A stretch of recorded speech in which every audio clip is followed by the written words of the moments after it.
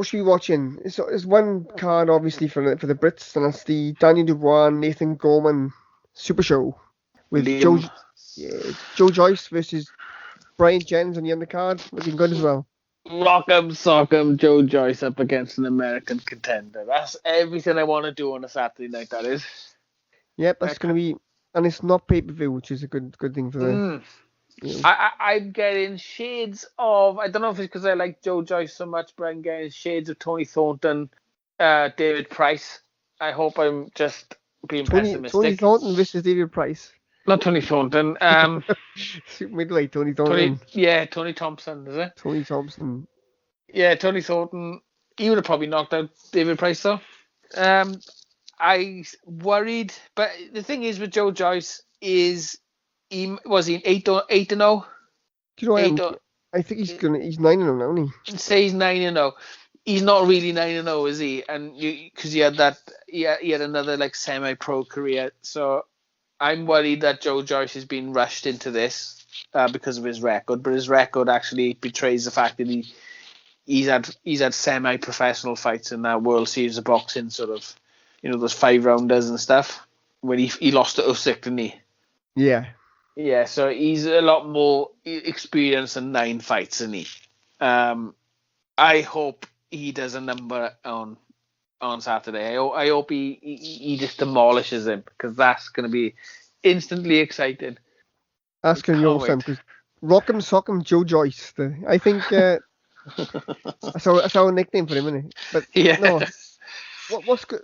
I seen Jennings talking to I think it's a little video on some guy on YouTube about this fight, and he's saying he's seen holes in his defense and all this. But that's, be that as it may, when you've got a guy 6'6" coming at you, throwing a lot of shots, you're going to panic, if you can't. Yeah, I can see holes in Joe Joyce's defense. Everybody can see hole in Joe, but it's one problem seeing it, and then there's another thing doing anything about it. It's a bit like when Tommy Eames was hitting Marvin Hagler with all he had, and the guy just kept coming forward. You must be scared at that point. Yeah, it's. I hope we're right about Joe Joyce, because I love the guy. I hope we are right, and I hope we're not just buying into, because we both like him. I'll give you another reference. Back in the day, Roger Mayweather was a big puncher at lightweight, or super featherweight, sorry. And when he was fighting Julio Cesar Chavez, he said he landed his best right hand, and he looked down at the floor to see where Chavez was landed, and he looked up, and Chavez just looked at him, and he knew he lost the fight then. You're doing your best shot, and the guy just looks at you. Is that what he said? Yeah, I read article in Ring Magazine. He's a beast, though, when Chavez when he was... And I think there's a certain relentlessness about Joe Joyce, isn't it? That is very... Poor Tony Thornton. Poor Bryant Jennings. He's obviously a lamb to the slaughter. He's got to be. Yeah, it's probably Bob Arum again. He's like, oh yeah, I got me and Frank Warren now. We got Tyson Fury. I tell you what, you have Jennings now. You take care of him. It's a bit cruel, but it seems cruel, doesn't it? Fair play for Jennings to take this fight. There's absolutely no, he's not going to get much credit if he beats Joyce from stateside.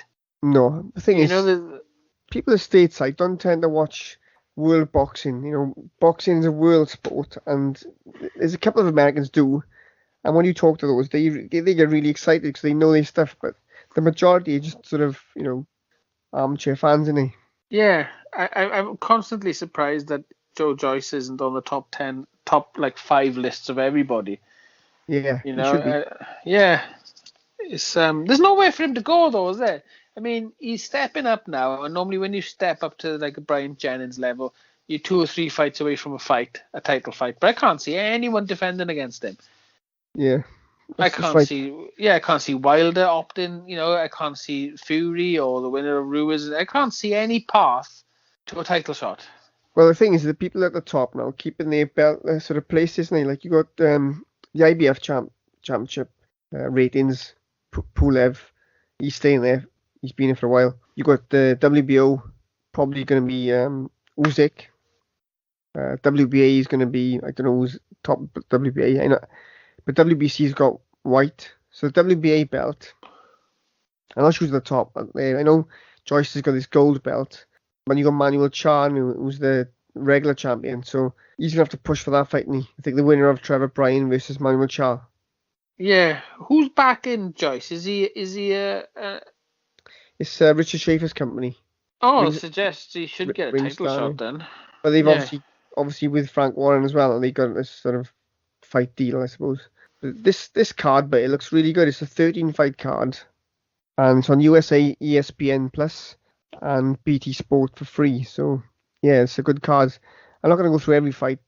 Aside from you got about 6 sort of undefeated prospects on the undercard, and you got Sonny Edwards defending it's a vacant IBF International Super Flyweight title against a guy with relatively the same experience, Hiram Gallardo.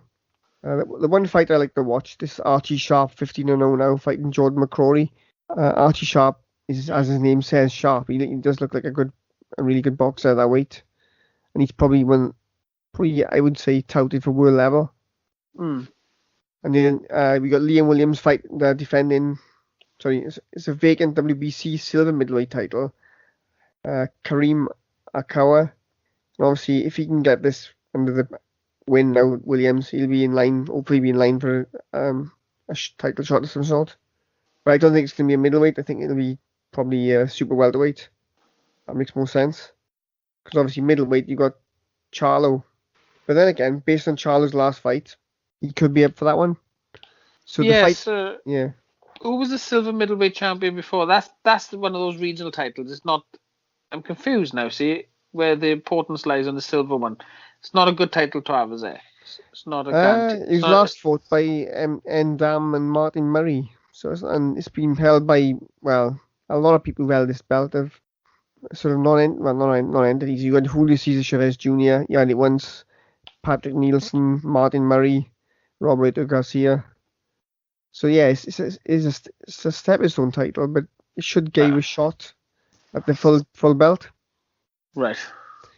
So the other big fight, which everybody's talking about now, is Daniel Dubois, 11-0, facing Nathan Gorman, 16-0 for the vacant British Border Boxing Control British heavyweight title. Thoughts, please? Well, there's only 2 possible outcomes according to everybody in there. There's a Dubois stoppage or a Gorman points victory. And what I found interesting is that of all the people, Gorman didn't need. Of all the people who didn't need to take this fight, Gorman didn't.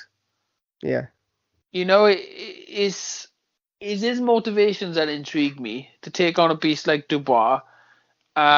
Is he doing it just to get himself? Just to get his name in the headlights, I fancy Gorman. I think he's going to win it. I think there's less. I don't know. I got a feeling that Gorman's going to win it. He's the less fancied of the 2. But I'm going to go with Dubois on point. It's a strange pick. But everybody's saying, Nathan Gorman's underrated boxing skills and all this. But I think Daniel Dubois is underrated boxing skills. I think once you can't get rid of him, I think there'll be a game plan set in place to win on points. I don't know why. And yet I'm picking Gorman, and yet I see a brighter future for Dubois. That doesn't make sense to me. I just think it's a bad fight for him. It's a bad fight for both. I don't know why Frank Warren's doing this. Is it because of BT's contract? He did explain himself. He said he was forced into it. One of the fighters was forced into it because of the European was taken up by someone else, and he said I would rather not this fight not happen. He said I wanted this fight to happen 2 years down the line, but there is a reason that this fight has been forced to happen. I think I have to check out the YouTube videos that I've been watching, but Frank Warren has been forced into this fight. That's strange because you had I don't know who's got the Commonwealth belt now, but the European at the moment. Joe Joyce got the Commonwealth, didn't he? Yeah, that's right. Yeah, so obviously, I think Warren was talking about winning of this could fight Joe Joyce, but I think we should stay away from Joe Joyce. Yeah, leave Joe Joyce, go stateside now. You know, why do you not see all our guys flattened, in a round robin rather than fight for the world title? It's stupid, isn't it? Yeah, it is. It doesn't make any sense, but it's like shades of Gary Mason and Lennox Lewis sort of matchup, So you're going to go with Gorman and points, you? Yeah, no reason for other than I'm basing this on the interviews they done last week, and I just thought that the only person I don't know, just Gorman struck me as someone who knew what he was doing. Dubois is just going along with the flow, expecting Yeah. to beat everybody, and I think we've got a messy 12-round fight. And I think the winner of this keep going forward, but the loser, he's still young as well, isn't he? So they're like 23 for Gorman and 21 for Dubois. Yeah, anything after 7 rounds stoppage wise is not going to damage any of them. Has Gorman got a nickname now? I don't know. Because it's Triple D for Triple D Dubois, isn't What's the other D? he? Yeah, I don't know. I have to look at that. Is he got a middle name? You've got to have it, hasn't he? Oh, Dynamite, didn't he? Dynamite, Daniel Dubois. I reckon he should get into the wine business and call himself Daniel Pinot Noir Dubois. He can market himself like that. He could be selling loads of wine, couldn't he? Off the back of his name. The women like the Pinot Noir, don't they? Yeah, I agree. I'm trying to find a nickname for. They haven't got one for Gorman. Nathan Gorman on Box Records. No, you need to make him a nickname. He's not going to win, though, is he? I don't know why I picked him. No, a lot. He is 60 odd percent are picking Gorman to win now. Really? Of the boxing fraternity. All the videos I saw of Daniel Dubois this week, he's been with Frank Bruno. That ain't a good optic, you know. I got it. Nasty Nathan Gorman. Gorgeous Nathan Gorman. Gorgeous Gorman. So like a proper wrestling name. Yeah. Yeah. Or Gorgy Gorman. Nathan Gorgy. That sounds bad, doesn't it? Sorry, Nathan. Yeah. Just joking around here. We let you come up with your own nickname. Yeah. We've already given Rock'em Sock'em to. We already nicknamed one of the best. That's the best nickname for any heavyweight. Rock'em Sock'em Joe Joyce. Yeah. Yeah, so that's our little mini preview of the weekend's, well, this big fight bill action by Frank Warren. So awesome card, absolutely awesome card. And I think that's it, isn't it? For you got yeah. So that's probably about it now for the roundup. Yeah, I think that covers us all. I think we're quite extensive this week. Nothing will slip through us this week. I'm definitely watching the. What's that? It slips to us every week. There's always some name pops around the corner. Yeah, so you find fights that happen the Box Records didn't know about. Shut up. It's funny. I find him and he pops up on Box Records. Oh yeah, we forgot about that. I'm definitely watching. I'm gonna have a Friday night fun time with Prince Patel, and then I'm gonna take a CSM for the Saturday night heavyweight card. Yeah, it looks like a lot of fights this weekend to cover. It'd be interesting to see some results and get back to you guys again next week. Yeah. That's us, is it? Yeah, that's done. Have a good week. Stay healthy and keep watching boxing.